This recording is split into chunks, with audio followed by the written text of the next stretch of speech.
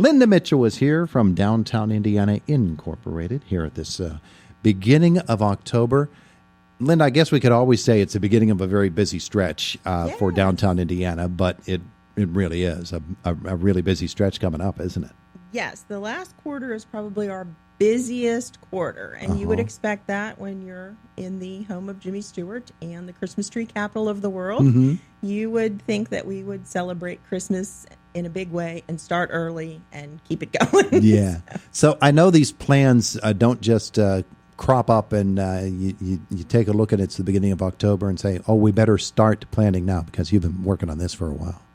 Yes, we have. So the parade, the big It's a Wonderful Life parade that we help the Lucy Donnelly Memorial Fund put on is November 22nd.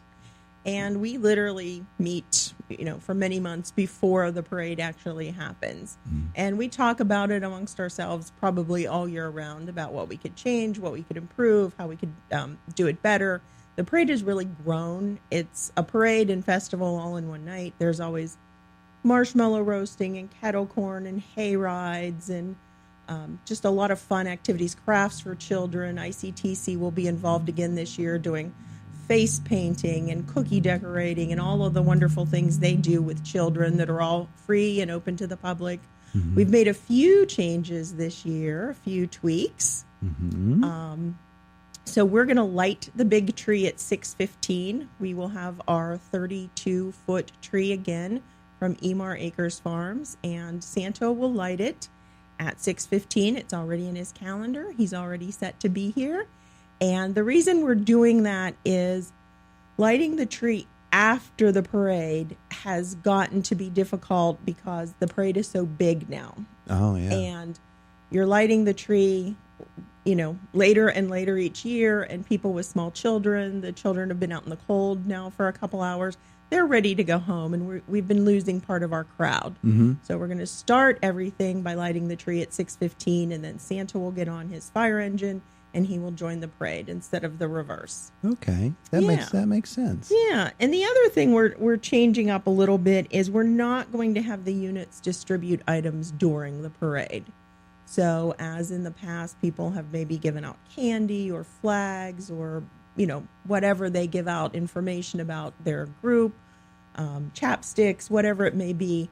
They will do that now on South 7th Street. We will put up a big tent. We will give out bags. So it'll sort of be like a Christmas version of trick-or-treating.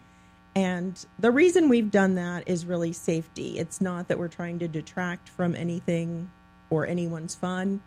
We work in close consort with the borough police. Mm-hmm. Chief Shaw is on the parade committee. And we've been moving toward this over the last few years. All of us who are on the parade committee, all of us who have ever volunteered at the parade, have an experience of watching a child pull their hand back just before a tire of a float rolls by. Unfortunately, with the crowd size, the crowd tends to converge closer and closer on the parade route. Children are excited. They're running to pick up candy. It's dark. The vehicles can't see them. We only have 20 police officers. They are all on duty that night. So we're just trying to avert something terrible happening. Yeah.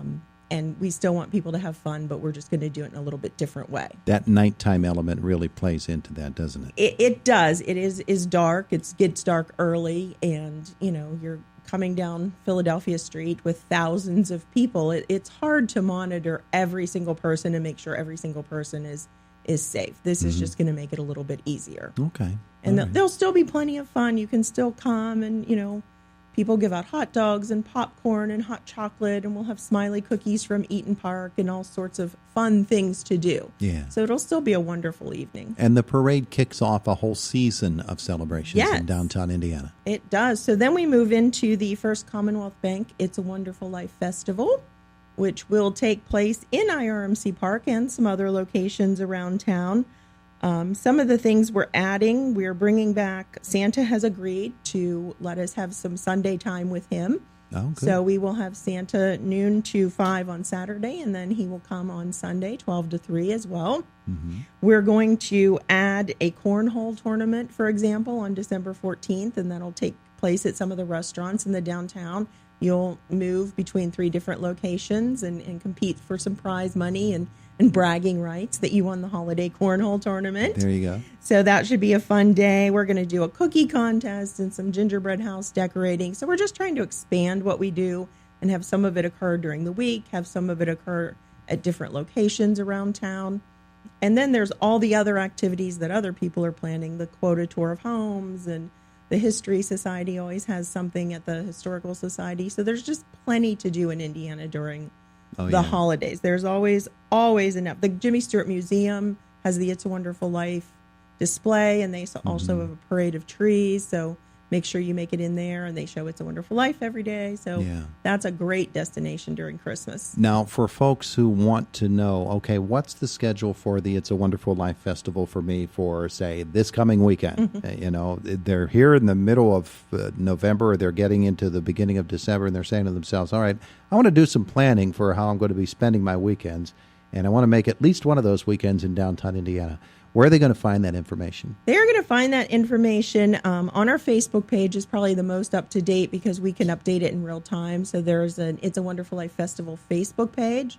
There is also a wonderfullifefestival.com website, which we are going to be working very soon, like literally in the next few days, to update and get all of this on there. And its address will be wonderfullifefestival.com. It's wonderfullifefestival.com. It has been for the last couple years. So if you look right now, it has some information and photos from last year. We'll be updating that.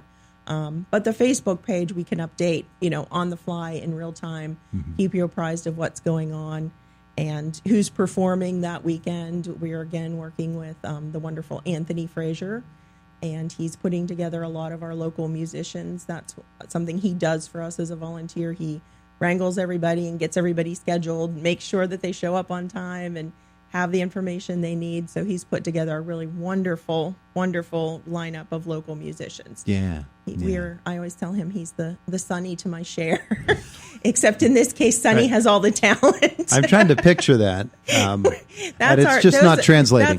We're like the holiday version of Sonny and Cher. I want pictures. Okay, we'll get you some. Nope, just can't picture it. You're going to have to show actual Sonny photos. Sonny is taller, and he's the one that sings. Yeah, okay. Other than that, okay. Now it's beginning to come into focus. Everybody, let's get Linda some help. It is Indiana in the Morning. Linda Mitchell from downtown Indiana. So that's where your real energies are being focused right now. Yes, we have other events, though. We have October 26th, we're going to have a Halloween event downtown. So we're going to have something fun for everybody on that Saturday morning. We'll have a Halloween sidewalk parade at 11 a.m. We'll give out prizes for spookiest and cutest and different categories. And then we'll let the children do some trick-or-treating with the downtown businesses. So come out. We're going to meet up at S&T Bank on the corner of 8th and Philadelphia at 11 a.m. for the parade, and then we'll move into trick-or-treating. So it'll be a fun morning for everyone. We also have Love in IUP. Our Love in Downtown series continues on October 12th. So IUP folks, faculty, staff, students, bring your iCards down, and you'll get some fun discounts and great samples and things at our various locations. Just want to show IUP how much we appreciate them. The Wall That Heals is not something that's done by Downtown Indiana. The American Legion and some other folks have put a lot of work into that, but just want to remind everyone that they are asked to line Philadelphia Street next Tuesday, October 8th at 4:30 as the wall makes its way down Philadelphia Street to Mack Park, where it will be on display. And then we also have Ladies' Day Out, November 17th. That's a fun shopping day for our ladies. Kicks off the holiday season. And then Small Business Saturday is late this year. It's November 30th. But that's the day you earn your downtown dollars, and then you can spend them all through the month of December, which this year you can start the very next day spending them. Yeah, how about that? Yeah, and then you can pretend they're free money, and you forget about how you earned them the day before. It's just like found money at that point. There you go. But that is a wonderful day. Last year we distributed about 8,500 downtown dollars that day. So we have a lot of people coming downtown to take advantage of those sales, those specials, those holiday items, and get their shopping started. That's good. That's terrific stuff. So October and November leading right into December, some really busy times in downtown Indiana. Yes, and then in January we will rest up a little bit and then get right back at it. Linda, thanks for coming in to Thank tell us you. all about all these wonderful things that are coming, including It's a Wonderful Life. It is a wonderful life here in Indiana County. It's WCCS, AM 1160 and 101.1 FM. Fox News up next.